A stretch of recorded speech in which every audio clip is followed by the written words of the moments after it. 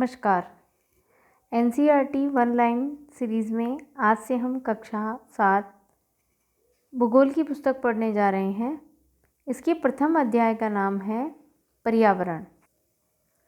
किसी भी जीवित प्राणी के चारों ओर पाए जाने वाले लोग, स्थान, वस्तुएं और प्रकृति को हम पर्यावरण कहते हैं। प्राकृतिक पर्यावरण में जैवीय और अजैवीय दो परिस्थितियां सम्मिलित हैं। पर्यावरण अर्थात एनवायरनमेंट। एनवायरनमेंट शब्द की उत्पत्ति फ्रेंच भाषा के एनवायरोनेर या एनवायरोनेर से हुई है, जिसका अर्थ होता है पड़ोस। याद रहे, एनवायरनमेंट शब्द फ्रेंच भाषा का है और इसका अर्थ पड़ोस होता है। पृथ्वी के ऊपरी ठोस परपटी को स्थलमंडल कहते हैं। स्थलमंडल में वन, कृषि, खनिज, मानव बस्तियां और भूमि तथा पशुओं को चराने के लिए घास स्थल प्रदान करते हैं।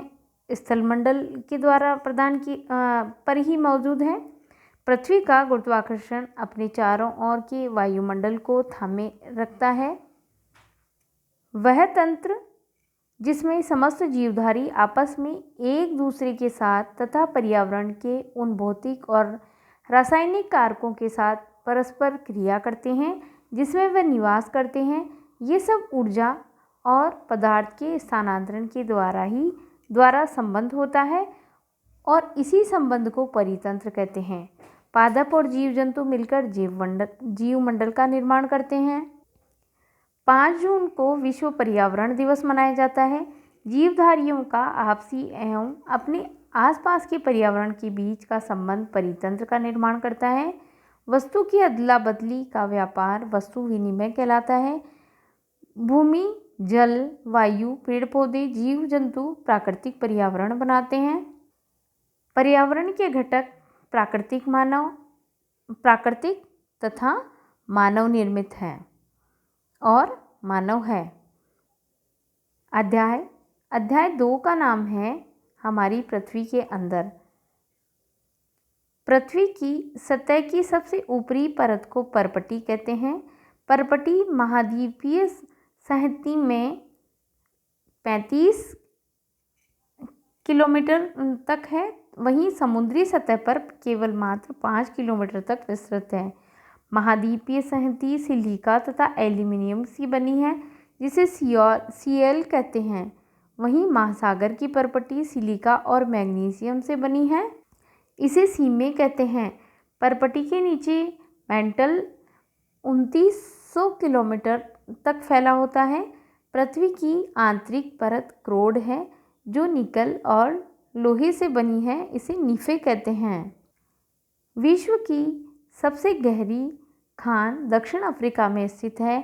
इसकी गहराई 4 किलोमीटर है। पृथ्वी की परपटी पर बनने वाले खनिज पदार्थ के किसी भी प्राकृतिक खंड को शैल कहते हैं। शैल अर्थात चट्टान। चट्टानें 3 प्रकार की होती हैं: आग्नेय चट्टान, अवसादी चट्टान तथा कायांतरिक चट्टान। द्रवित मैग्मा ठंडा होकर आग्नेय शैल बनाता है। आग्नेय शैल को, याद रहे, प्राथमिक शैल भी कहते हैं। आग्नेय शैल 2 प्रकार की होती है: अंतर्भेदी शैल और बहिर्भेदी शैल।